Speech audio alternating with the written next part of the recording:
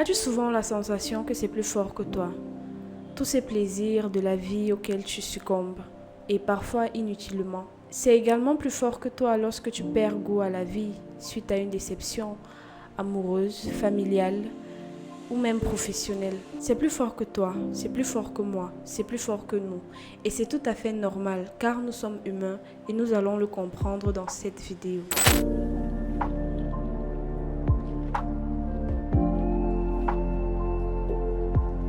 Salut à toi et bienvenue sur Équilibre ton cerveau. Ici, tu apprends à faire des analyses de phénomènes humains grâce à des expériences du quotidien et des théories en psychologie. Je suis Béoumier, passionnée de psychologie et actuellement monteuse vidéo. Aujourd'hui, nous allons parler de ces désirs et ces pulsions que nous ne contrôlons pas. L'excès tue, tout le monde le sait. Le manque aussi tue. Tout le monde le sait, du moins. Le médecin, quand il te diagnostique que tu es malade, c'est dû soit à un excès de X ou à une carence de Y. Nous pouvons donc conclure que la bonne santé physique du corps humain réside dans la recherche permanente du juste milieu, dans la constante de certains apports. Ça a l'air évident dit de la sorte. Mais comment se fait-il que lorsque quelqu'un rêve qu'il a des rapports sexuels dans la nuit, on associe toujours cela de la sorcellerie?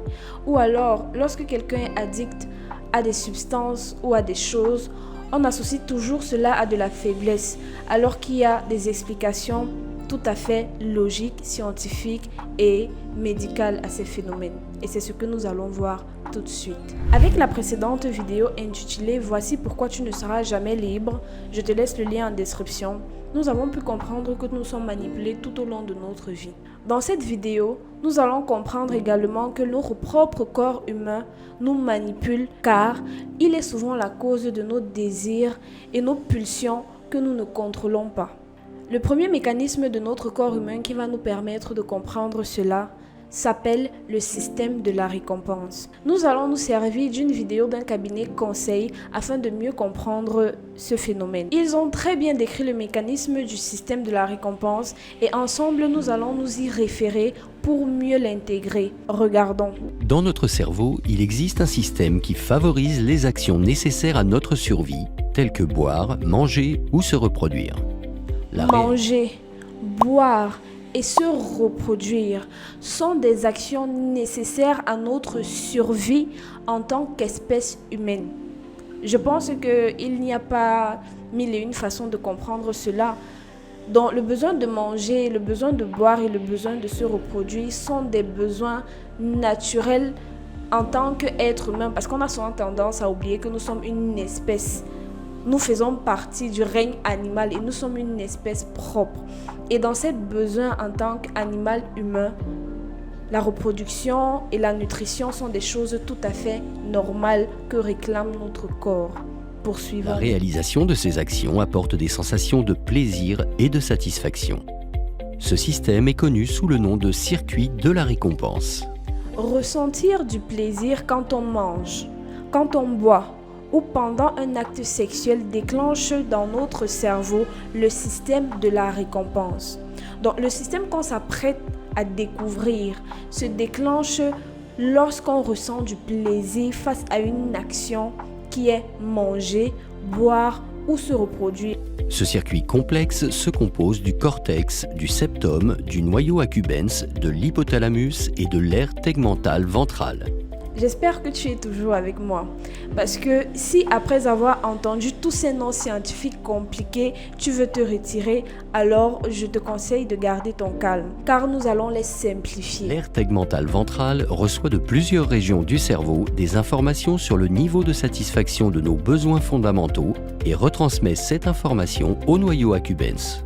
Maintenant, pour expliquer à quoi ce passage renvoie, imaginons-nous dans une situation de guerre. Oui, avant d'aller en guerre, généralement, il y a un premier convoi de soldats qui partent à la quête des informations. On les appelle les éclaireurs. Du moins, je pense bien et j'espère que je ne me suis pas trompée. Et c'est exactement le rôle du cortex, du septum et de l'hippocampe. Ceux-ci, après l'accomplissement de l'une des actions que nous avons citées plus haut, vont revenir avec des informations contenant le niveau de satisfaction du corps. Donc, est-ce que l'action de manger un plat de héros ou de coq est assez satisfaisant? Quand l'hippocampe, le cortex et le septum prennent ces informations, ce qu'ils font, c'est qu'ils enregistrent le ressenti du corps par rapport à ces informations. Ensuite, ce qui se passe, c'est que le commandant des troupes va recevoir les dites informations. Et dans ce cadre, le commandant des troupes, c'est l'ATV, l'aire tegmentale ventrale. À son tour, il va transmettre les informations à son supérieur hiérarchique, qui est le colonel nommé noyau accumbens. J'espère que jusqu'ici, tout est clair et que tu comprends parfaitement. Les éclaireurs ont fait leur travail. Ils transmettent l'information au commandant des troupes qui est l'aire tegmentale ventrale, qui lui également transmet l'information à son supérieur hiérarchique qui est appelé le noyau accumbens. Cette transmission de l'information s'effectue grâce à un neurotransmetteur ou messager chimique appelé la dopamine. La satisfaction d'un besoin élémentaire tel que boire ou manger provoque naturellement la libération de ce neurotransmetteur. C'est pour cela que l'on nomme la dopamine l'hormone du plaisir. Dans la vidéo maintenant, on nous précise qu'il y a un messager. Le chercheur nous précise ici qu'il y a un messager qui facilite la transmission des informations entre le commandant et le colonel. Alors ce messager chimique qui dans ce cas facilite la transmission des informations entre l'aire tegmentale ventrale et le noyau accumbens, c'est la dopamine, l'hormone du bonheur, comme tout le monde le sait. La dopamine va s'activer de façon naturelle au moindre plaisir ressenti. On comprend pourquoi elle porte le nom d'hormone du bonheur. Le cannabis ou encore la cocaïne, nos neurones libèrent de la dopamine en grande quantité, ce qui nous procure une sensation de plaisir. Le bien-être ressenti est alors mémorisé. Maintenant, l'intensité de plaisir que ton corps va ressentir va dépendre de la quantité de dopamine qui va être déployée. Et c'est ainsi que l'information liée à ce plaisir va être enregistrée par ton cerveau et plus précisément par l'hippocampe. Il faut savoir que la libération de dopamine peut intervenir lors d'une consommation mais également en l'absence de consommation. En effet, le seul fait de voir une bouteille d'alcool peut faire ressortir inconsciemment de notre mémoire le plaisir ressenti lors de notre dernière consommation et libérer ainsi la dopamine. En d'autres termes, anticiper le plaisir que l'on va ressentir, même sans passer à l'action, juste en imaginant ou en regardant l'objet du plaisir, nous procure le même degré de plaisir. Donc, le cerveau ne fait pas la différence entre le plaisir réel et le plaisir imaginaire. À quel moment va naître l'addiction ? C'est cette anticipation de la récompense qui va entraîner la répétition de l'action et donc la surconsommation. L'addiction naît lorsque tu vas répéter l'action du plaisir sans t'arrêter. Ainsi, tu vas habituer ton corps à l'objet addictif, à l'objet du plaisir. Progressivement, cette surconsommation pourra entraîner chez nous une dépendance psychique et physique au produit. Après une habituation psychique, tu vas habituer physiquement en passant à l'action parce que à force d'y penser, tu vas éprouver ce plaisir. Et à force d'éprouver mentalement ce plaisir, tu vas vouloir matérialiser ce plaisir-là. Et tu vas non seulement habituer psychiquement ton cerveau, mais aussi physiquement ton corps. Toutes les substances psychoactives modifient ce système de récompense en entraînant une libération excessive de dopamine, même en l'absence de consommation. Cette nouvelle habitude va ainsi modifier ton système normal de fonctionnement et résultat, avec ou sans consommation de l'objet addictif, ton organisme va libérer de la dopamine en permanence. Il y a alors dissociation entre la consommation réelle et l'anticipation de la consommation. Cette dissociation est à l'origine du symptôme de manque. Résultat, ton cerveau ne fait plus la différence entre la consommation réelle et son anticipation. Effectivement, plus on consomme, moins nous tirons de récompenses et de plaisir. C'est ce que l'on appelle l'accoutumance.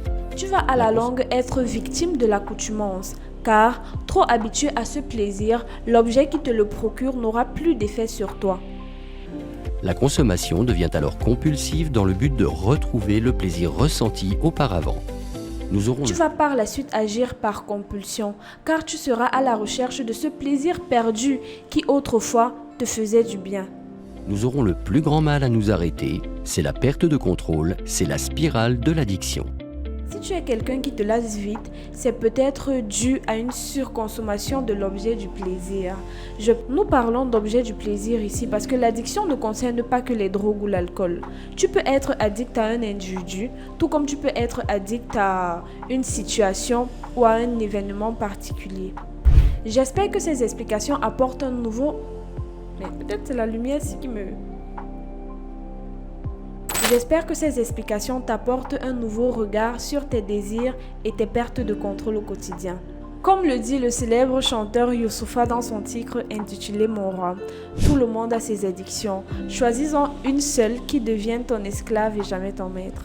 Sur cette note, nous retenons que succomber à nos désirs découle de ce mécanisme qui agit en nous à notre insu. Mais dorénavant, nous avons les cartes en main. Et une fois que l'on a conscience d'un potentiel danger, nous sommes plus préparés à l'éviter. Le système de récompense n'est pas cependant le seul mécanisme interne à contrôler nos émotions. Maintenant, nous allons voir le circuit de la peur.